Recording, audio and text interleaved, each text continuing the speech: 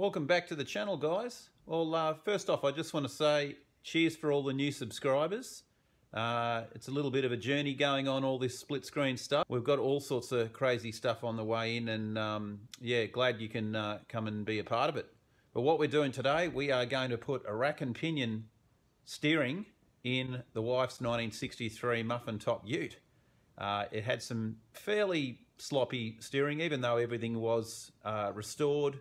We really couldn't get that 1.5 inches of travel out of the steering, and we wanted that to be a little bit nicer. So I'll show you what I've made, and it's all down there on the ground, all there.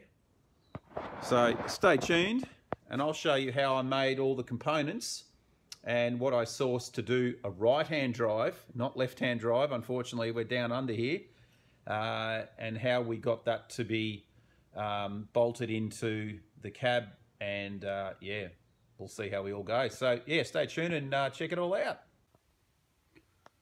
Righto, so a few parts we have deleted off the ute.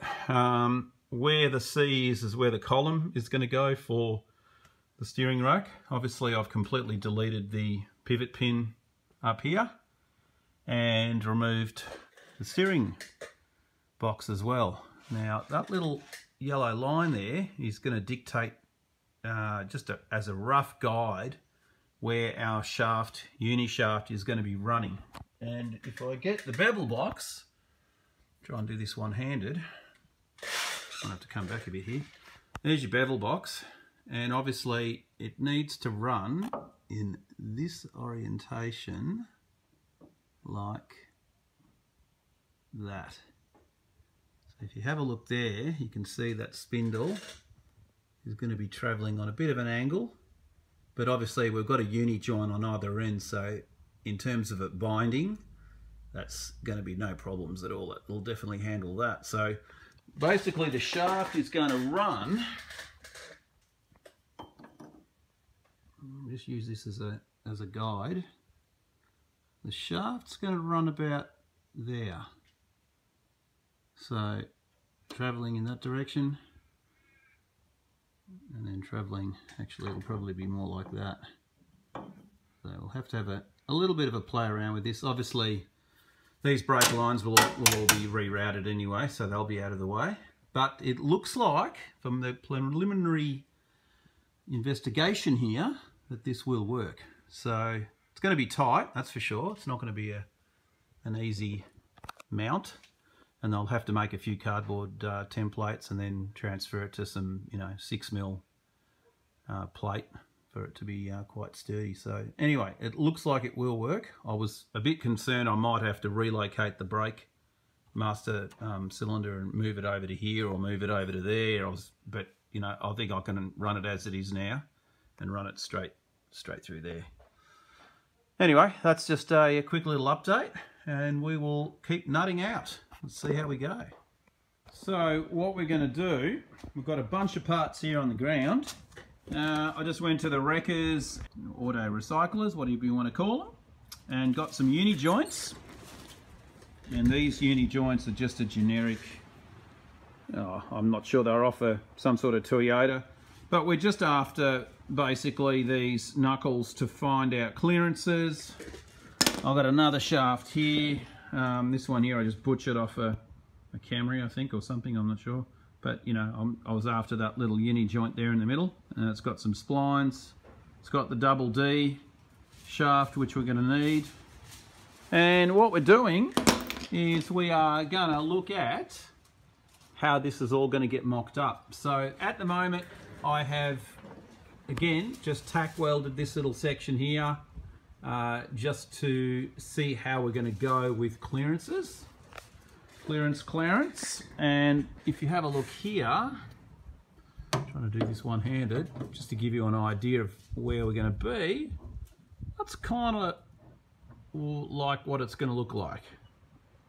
So you're going to have a uni joint there, a shaft, and then another uni joint over here somewhere going behind the rack. So before we go too much further with uni joints and knuckles and trying to work out what the hell's going on here, we have to make some brackets to hang rack off the back of that beam. So we've got our rack down there on the ground. Let me just move it over out of the light there. So the rack has obviously one mount here and one mount there. So we have to use those locations to mount. So what we're going to do, I'm going to come over to the bench here and I'll show you what I have been doing. I went down to my good mate Ant down at Frankston Steel, got myself a bunch of different types of plates, 6mm plate, some 8mm, all kinds of stuff, just so we can have a play around with what we're going to end up with. And there's a few other bits and pieces off the Camry. I just ended up buying the whole steering column. All those uni joints and the steering column were $30, so a lot better than trying to buy a uni joint brand new, which is, you know, a couple of $100. So what we've done, I've got a plate here and I have made a cardboard cutout just out of a bit of cardboard, and I know that the beam diameter is 64, so I've got a 64mm hole saw. That's going to go through the steel. So what I've done is I've just made this little mock-up out of cardboard, and we can come over here and have a look-see at that. And again, this is very early stages of how this is all going to go. Let's have a look here. But you'll get the gist of it, because if I put that there like so, you can see that that's not bad at all. So that's just a mock-up. What's going to happen is we're going to have one of those either side, one coming from that side, one going from that side, and obviously as a box section, and that will be bolted together. So the idea is the rack will bolt on, there'll be a mount on this thing, and this will obviously bolt to the rack, so we can always take it out. I don't want to weld to these guys. I'd rather have it bolt on and off. Again, the whole kit, I want it to be able to come on and not leave any trace of butchery and shenanigans on the original single cab. So we're going to make all this stuff. Like I said, I've pretty much got this ready to go. That's going to work perfect. So we can now transfer this over onto the steel, and we have to make 4 of these. Sorry, 1, 2, 3, 4, 5, 6, 8. We need to make 8 of these quarters, and then we're going to actually block them all together with this stuff, which is very, very heavy. It is 25 by 25 solid bar, and that's going to make up the middle of it. It is all crazy. It is all probably all over the place for some people, but I have method to my madness, and it will work. Like I said, this is definitely not anything difficult.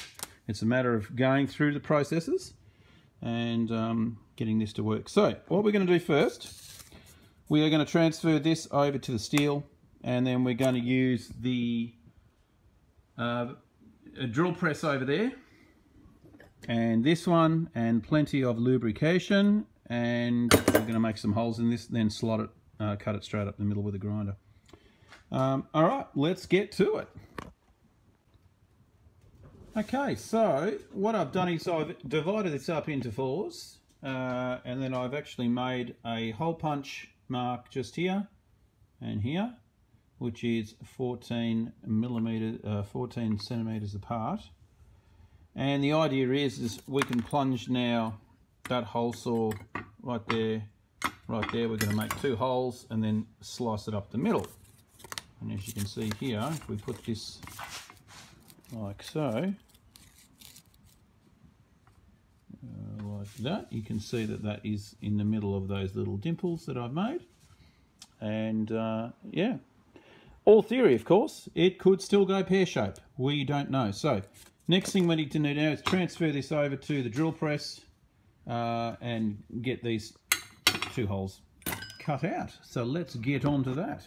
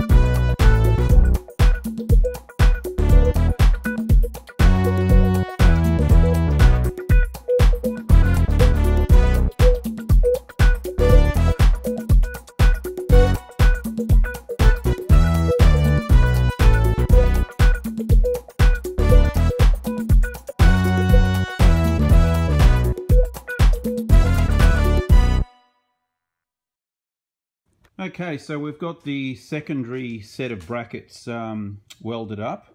That's the front half, and you can see it's all been TIG together. Yeah, so that basically sits on the other side of the beam, quite heavy, and what you don't want to do is have that placed up on the beam thinking that it's actually sitting in a good location and find it actually falls off and absolutely clouts you in the head. Yeah, and having a nice big gash. Not good. As you can see, no stitches, but a nice big lump and a lot of blood. Silly person. So what we need to do is we've got to weld this little part here onto that sections like so, and that is going to pick up the clamps off the secondary bracket. So I need to weld all this up now, and there'll be a final few other little bits and pieces that I'll do to this, just do some extra bracing on these open set areas here. I'll just put a couple of little sections of flat bar on there on either side, weld that all on. Once it's done, I'm still waiting on a couple of uni joints to arrive from the UK with the right correct spline. And then I will sandblast all this stuff, powder coat it black, and get it installed and go for a test drive.